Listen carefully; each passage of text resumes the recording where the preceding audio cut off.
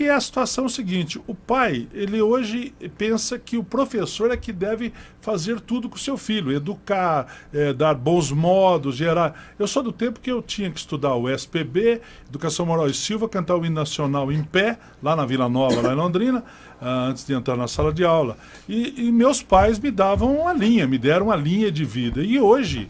Aqui a gente sente que os pais de hoje, eles estão preocupados com outras situações e empurram tudo para o professor.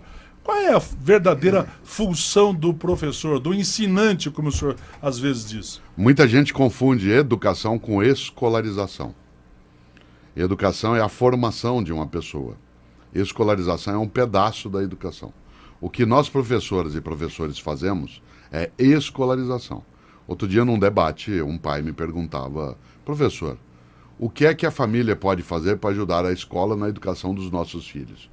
E eu disse: olha, pai, há uma inversão na tua questão. Não é a família que ajuda a escola na educação dos teus filhos, é o contrário.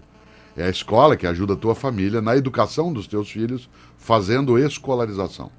Você tem 1, 2 crianças, e os tem durante 24 horas por dia, espera até o fim da tua vida. Nós as temos 30, 40 numa sala de aula durante 4 horas.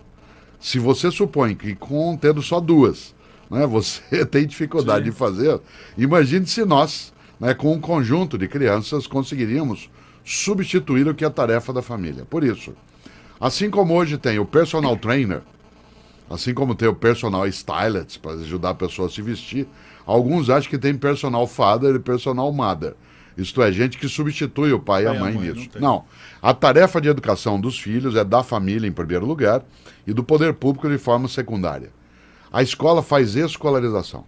Por isso, se a família não cumpre aquilo que ela precisa cumprir, a escola não dará conta. E não adianta entregar. Claro que também não adianta a escola dizer o que eu posso fazer. É preciso fazer uma parceria com as famílias, de modo a também formar os pais. Porque uma parcela dos pais está perdida. Ela não sabe o que tem. Ela vive uma situação de submissão com os filhos. Te dou um exemplo banal. Aliás, eu falava isso hoje num comentário na rádio, ao vivo em São Paulo, pelo telefone. Você imagine, quando eu era menino, e eu não estou querendo falar do passado para voltar a ele, mas ter algumas referências. Quando eu era menino, que eu chegava no restaurante, né, com o pai e a mãe, meu pai dizia assim: Mário, sente-se. Essa era a frase. E eu sentava. Qual é a frase hoje do pai e da mãe? Filhinho, onde você quer sentar? O que você quer comer? O que você quer assistir? Deixa a escolha para o filho. Isto é, você oferece a uma criança de 8, 9 anos, em nome de um carinho, algo que a deseduca. É óbvio que eu sou avesso, contrário a espancamento, a bater, mas não sou contrário de maneira alguma a uma educação que seja firme. Eu nunca, meus filhos, eu bati neles, mas todas as vezes eu fui firme. Ser firme não é espancar. Tem que saber dizer não, né? É a fala, é a autoridade, é colocar a mão no ombro com delicadeza, mas com firmeza, para a criança sentir a pressão, sem machucar, mas sentir a pressão. Isso significa que, pode parecer pouco, mas há uma diferença significativa de formação de um caráter, de uma criança de 10 anos de idade, por exemplo, de eu dizer a ela: sente-se, e dizer a ela: onde você quer sentar? Só o modo de eu dizer a segunda frase, que parece carinhosa, ela não é carinhosa, ela é acovardada. Onde você quer sentar? O que você quer comer? Você não quer estudar um pouquinho? Brecha, né, professor? Claro. Resultado, sabe qual é a consequência?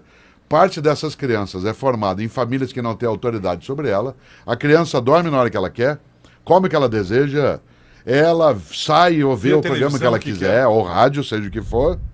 Onde ela vai encontrar um obstáculo a essa falta de limite? Na escola. Quando ela entra na sala de aula, nós falamos assim: cadê o material? Fez a tarefa? Cadê? Guarda esse telefone, joga fora esse chiclete. Sabe o que eles fazem? Parte para cima de nós. Nós nunca tivemos tantos casos de violência de aluno contra professor quanto que nós estamos tendo atualmente. Por quê? Porque nós somos o primeiro adulto no dia a dia de algumas crianças que decide exercer sobre ela a autoridade. A autoridade não é autoritarismo. A autoridade é a responsabilidade com o mando. Essa autoridade tem que ser exercida. Resultado: você sabe que tem pai ou mãe que vem até a escola pública ou privada reclamar conosco porque nós demos falta para um menino que não foi. Aliás, a pergunta já me foi feita várias vezes na vida: o senhor reprova por falta? Eu falo: jamais. quem se reprova por falta é quem falta. O aluno. Eu só dou falta para quem falta. Sim. Como eu só dou falta para quem falta e quem faltou não fui eu nunca reprovei por falta. Tem pai ou mãe que vai lá e reclama que a gente dá tarefa pro aluno. Nós estamos formando, e isso precisa cuidado, nós estamos formando uma geração um pouco mais fraca, que não pega no serviço. Né? A gente está formando gente, como a gente diz no interior, que não pega no breu. Mas aí é proibido Não pega trabalhar no com campo. 14 anos. Eu comecei a trabalhar, meu primeiro registro em carteira foi com 14 anos. Eu tenho 35 anos de carteira assinada. Já 36. E com 14 anos eu já trabalhava, mas trabalhava desde os 9. Vendendo doce, entregando doce. É que é diferente. Por exemplo, a lei permite que você tenha o trabalho como menor aprendiz, e se há uma empresa familiar, que é o caso de muitos lugares no Paraná, em Santa Catarina, no Rio Grande, aí você tem autorização, desde que você não se ausente da escola. Isso. No teu caso, o trabalho não obrigatoriamente te impedia de ir à escola. Não. Mas no nosso país, essa legislação que impede o trabalho infantil, ela serviu porque milhares de crianças ficaram fora da escola porque precisavam trabalhar. Nesse sentido, a você não prejudicou. Eu não tenho dúvida de que uma criança, professor. eu estou até imaginando. O professor não me conhece. O Jorjão que fala. Que eu era metalúrgico há 9 anos atrás. Sim, o metalúrgico foi presidente da República no Brasil 2 vezes. É que, né? Às vezes, a pessoa sai da metalúrgica, mas a metalúrgica não Não sai sai da pessoa. Ainda bem, do ainda bem, porque a metalurgia é uma das áreas mais antigas e importantes da Professor, história. eu queria Professor, fazer... mas o que eu sempre ouço em relação a isso, por exemplo, é tipo assim, eu vou conversar com meus filhos e eu digo, olha, não é bem assim, meu pai me deu a primeira bicicleta, eu tinha lá 12 anos, meu primeiro carro foi assim, o meu... Ah, pai, mas no seu tempo era diferente. Então, O que é diferente? o no diferente não, no seu tempo teu pai era diferente. tempo? Meu pai é diferente. O que ele precisa pensar é que a frase assim, meu avô era diferente e meu pai está fraquejando. Claro. Professor, Isso aí. é uma pergunta que os pais se fazem quase que diariamente diante da falta de ética no nosso país e do crescimento também nas pessoas dessa falta de ética. O cara se coloca diante de uma triste realidade. Eu preciso ensinar para o meu filho ser ético, respeitar os limites. Mas eu também tenho que explicar para este mesmo filho que aí fora não é bem assim. Como é que lida com essa ambiguidade? Em que eu tenho que dizer para ele ser ético, mas que eu não posso dizer o que o meu pai dizia, olha, o fio de bigode vale, porque hoje nem o papel assinado vale, muitas vezes. Sim.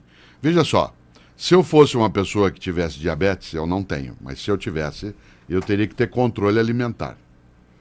Isso significa que meu pai e minha mãe, se eu fosse uma criança com diabetes, deveriam me manter dentro de casa para eu não comer o que não devo, ou eles deveriam me ensinar a ir ao almoço, a uma festa e comer só o que eu devo. É claro que é a segunda escolha. O mesmo vale em relação à conduta.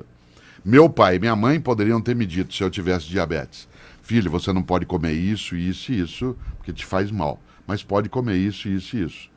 Não me deixariam trancado numa redoma só porque existe um mundo que existe o que eu não devo fazer. Ao contrário, me ensinariam a lutar nesse mundo. Por exemplo, meus filhos nunca tiveram nenhum tipo de relação com drogas ilegais. Eu não disse a eles para ficarem dentro de casa trancado. Eu disse a eles, esse tipo de coisa, a droga ilegal, ela é ilusória. Ela faz mal para você. Você vai encontrar pessoas na vida que vão dizer para você, experimente. Você é livre para experimentar, mas você é livre também para não experimentar. E desse ponto de vista, você não é obrigado a ser como os outros são quando os outros não são corretos. Você é obrigado a ser como os outros são quando eles são corretos. Isto é, o benefício precisa ser imitado, o malefício não. Eu, pai, não devo de maneira alguma deixar meu filho supor que o mundo é só um mundo de bondade. Mas eu também não tenho que colocá-lo escondido fora desse mundo. Ao contrário, tem que dizer, aqui está, a escolha é tua. Você pode escolher errado, mas não escolha. Porque se você escolher errado, isso fará mal a você e as pessoas que estão contigo.